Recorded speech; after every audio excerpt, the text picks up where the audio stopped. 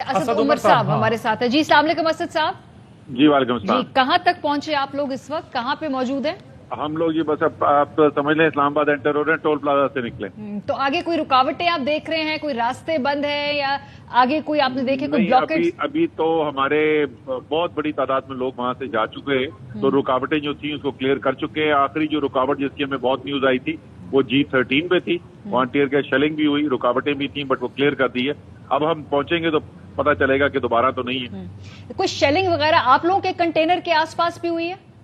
ہمارے سامنے جی جو یہاں پہ کے پی سے جب ہم آ رہے تھے تو وہاں پہ 3 جگہ پہ بلاکیج تھے, اٹک کے پل پہ, انڈس کے پل کے اوپر اور پھر برہان انٹرچینج کے اوپر, اور وہاں پہ تینوں جگہ جو ہے وہ رکاوٹیں بھی تھیں, اور خاص طور پہ برہان میں ٹیئر گیس شیلنگ بھی کافی ہیوی شیلنگ ہوئی ہے. اسد صاحب یہ حکومت کے علاوہ کسی سے مذاکرات ہو رہے ہیں آپ کے؟ سر حکومت کے ساتھ ہماری بات چیت جو ہوئی تھی وہ بات چیت یہ ہوئی تھی کہ انہوں نے کہا کہ جی آپ کال مارچ جو ہے اس کی کال آپ واپس لے لیں. تو ہم نے کہا بھائی جان صبح سے آپ ہمارے لوگوں کو MNAs, MPAs, سینیٹرز, کارکن ان کو اٹھا کے جیلوں میں ڈال رہے. آپ سارا پاکستان اپنے کنٹینر لگا کے بند کر دیا ہے اور آپ کہہ رہے ہیں کہ اب ہم آپ کی کال واپس لے لیں, تو یہ نہیں ہو سکتا. آپ بڑا آسان علاج ہے اس کا, آپ الیکشن کی تاریخ اناؤنس کریں, ہم کال واپس لے لیتے. ہم تو صرف ایک ہی مطالبہ ہے نا ہمارا. انہوں نے کہا جی یہ نہیں ہو سکتا. ہم نے کہا پھر ٹھیک ہے, پھر دیکھ لیں جو آج آپ کر رہے ہیں یہ غیر قانونی ہے, غیر آئینی ہے, ہر سپریم کورٹ کے آرڈر کے خلاف ہے, اور آپ بہت بڑا خطرہ مول لے رہے اور بہت برے اس کے نتائج آ سکتے. انہوں نے کہا نہیں ہاں ہمیں تو پتا ہے. پھر آخر میں انہوں نے کہا کہ اچھا ٹھیک ہے وہ سپریم کورٹ دیکھ رہی ہے کیس, تو وہیں پہ جا کے کوئی پوزیشن جمع کرائے تھے, وہ سپریم کورٹ کا آرڈر ہو جائے گا. یہ مذاکرات تھے. اس مذاکرات کے اندر جیسے میں نے آپ کو کہا سینکڑوں لوگوں کو گرفتار کر دیا بشمول پارلیمنٹیرینز کے. 5 لوگ اپنی جان کھو بیٹھے ہیں اس کے اندر. کراچی میں ڈائریکٹ فائرنگ ہوئی ہے, لاٹھی چارج. عمر ایوب کافی سیریسلی انجرڈ ہے, ان کے سر پہ بھی لاٹیاں لگی ہیں. یہ برہان کے سامنے جو بول رہے ہیں کہ بڑی انہوں نے آسانی سے آنے دیا. فیڈرل منسٹر کو لاٹیاں لگی ہیں, سر پہ لگی, بازو پہ لگی, موسیا بھی ان کو ہو رہا تھا, وامٹنگ ہوئی ہے, بڑا خطرناک سائن ہوتا ہے, ہاسپٹل بھیجا ہے ابھی ہم نے. تو یہ مذاکرات کے آپ کو کوئی سائن نظر آتے؟ میں اسٹیبلشمنٹ سے مذاکرات کی بات کر رہا تھا سچا. نہیں یہ اپنے PTM والے تھے یار. اور میں کچھ اور پوچھ رہا تھا آپ سے, میں نے کہا اسٹیبلشمنٹ نے کوئی رابطہ کیا اب آپ سے ریسنٹلی؟ نہیں ہمارے جو بات چیت ہوئی تھی وہ بات چیت ہوئی تھی کہ PTM والوں کے ساتھ. بٹ میں یہ تو پوچھ رہا ہوں نا کہ یہ بتائے کہ وہ رانا ثناءاللہ جو بولتے تھے کہ اگر میں چاہوں تو 20 بندہ نہیں نکلے گا, پورا انہوں نے تل کا زور لگا لیا. لبرٹی چوک پہ فیملیز کے اوپر ٹیئر گیس کر کے ان کو روکنا پڑا ہے, وہ پھر واپس پہنچ جاتے. ڈی چوک میں فیملیاں پہنچی ہوئی ہیں, ان پہ ٹیئر گیس شیلنگ کر رہے.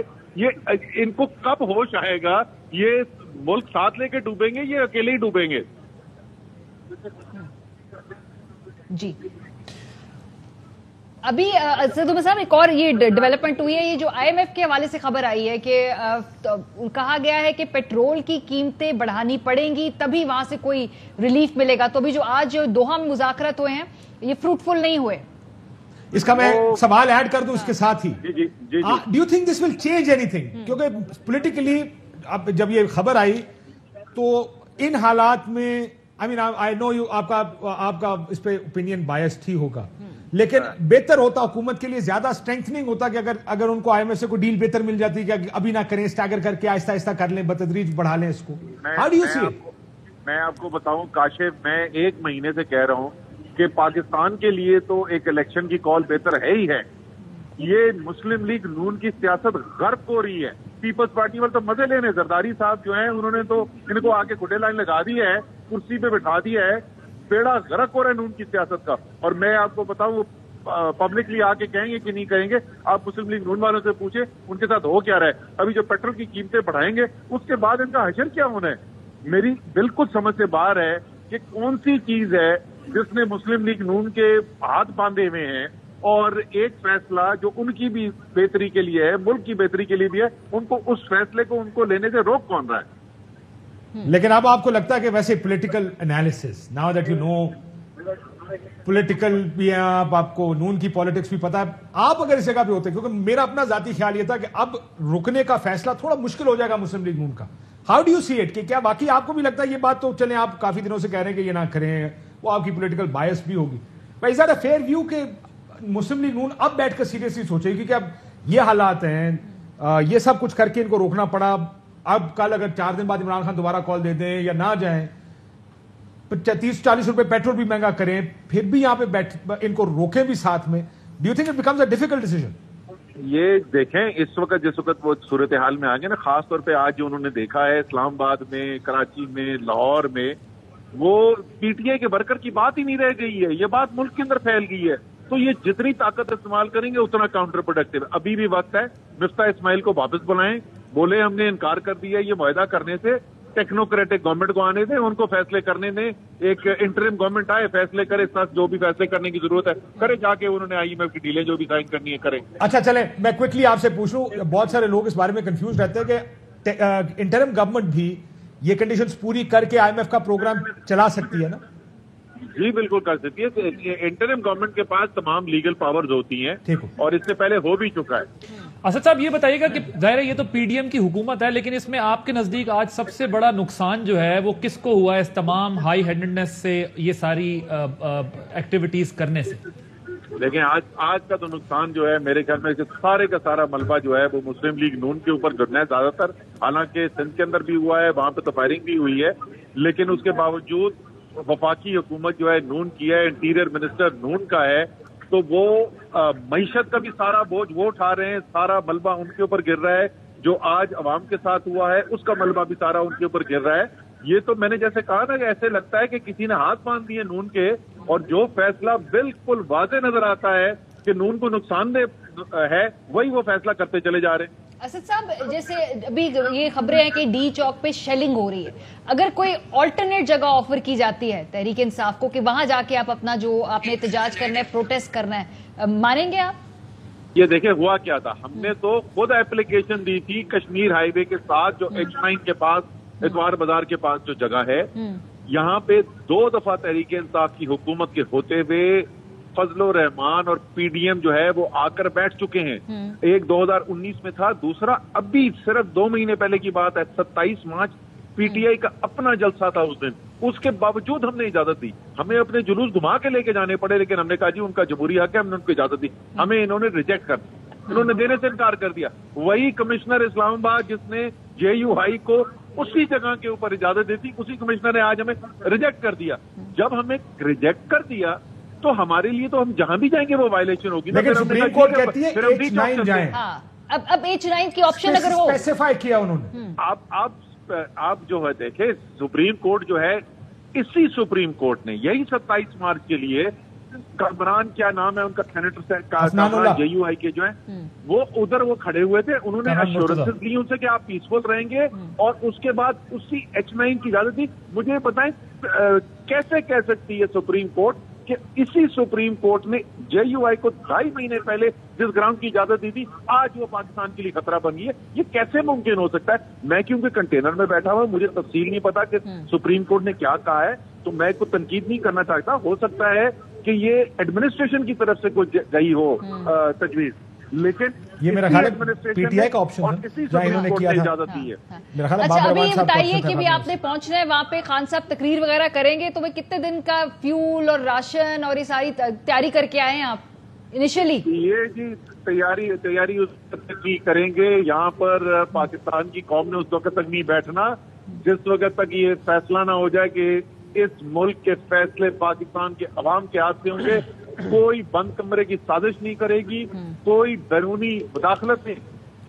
جب تک یہ فیصلہ نہیں ہوتا یہ تحریک چلتی رہے. اسد صاحب آپ یہ کہہ رہے ہیں کہ پھر یہ دھرنا ہی ہے, دھرنا ہی ہوگا پورا پراپر؟ جی ہم نے جو اپلیکیشن بھی ڈالی ہے اس کے اندر بھی لکھا ہوا ہے, سٹن کا ورڈ یوز کیا ہوا ہے. اور دوبارہ میں ریپیٹ کر دوں, یہی ایک الفاظ جو ہیں وہ جے یو آئی نے بھی استعمال کیے تھے جب ان کو اپروول دی گئی تھی اور سپریم کورٹ نے بھی اجازت دی تھی. ٹھیک, تو اسد صاحب اگر کسی سٹیج پر کوئی ڈائیلاگ ہوتا ہے اور پارلیمان جا کے بات کرنے کا کہا جاتا ہے تو آپ لوگ جائیں گے؟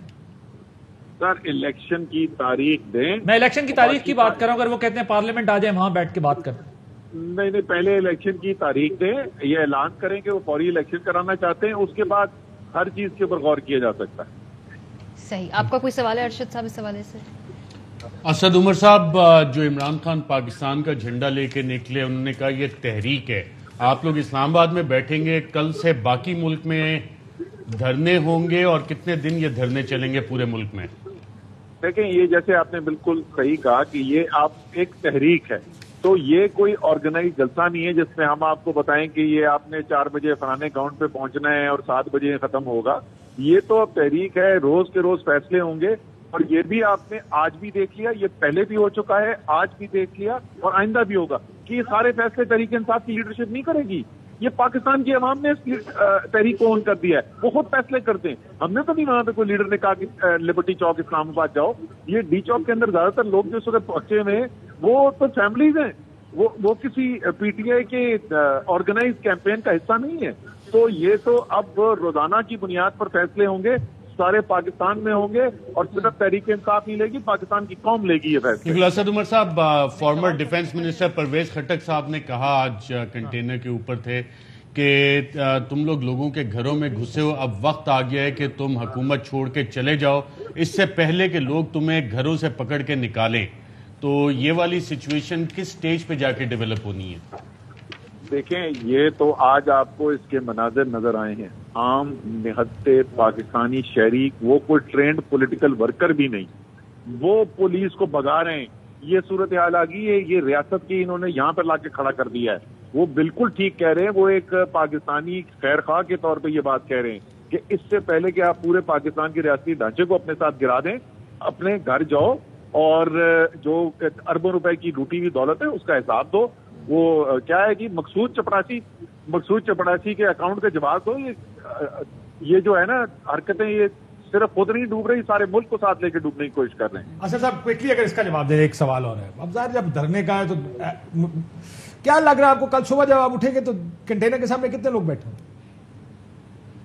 سر یہ دیکھیں ہماری، کیونکہ یہ آرگنائز صرف ایک پولیٹیکل پارٹی کی موومنٹ نہیں ہے تو ناممکن ہوتا ہے کہنے کا. ابھی جو ہمیں خبریں آ رہی تھیں تو ابھی بہت لیٹ ہو گئے، ہم پشاور روڈ کے پاس سے لوگ گزر رہے تھے، وہ کہہ رہے چھتوں پہ سب لوگ کھڑے ہوئے انتظار کر رہے ہیں. تو یہ تو ایک کوئی نارمل سیاسی جو ہوتا ہے نا جلسہ جلوس ہوتا ہے تو ہمارا تجربہ ہے، ہم اس کی بنیاد کے اوپر کوئی تخمینہ لگاتے ہیں. یہ تو ایک ایسی چیز ہو رہی جو پاکستان میں کسی نے دیکھی نہیں پہلے. وہ ایک تحریر اسکوائر پہ جا کے بیٹھتے تھے، سارا دن CNN دکھاتا رہتا تھا، مہینوں دکھاتا رہا. جو آج پاکستان کے اندر ہوا ہے یہ تو دنیا میں کبھی کسی نے نہیں دیکھا، اور نہ BBC دکھا رہا ہے نہ CNN دکھا رہا ہے.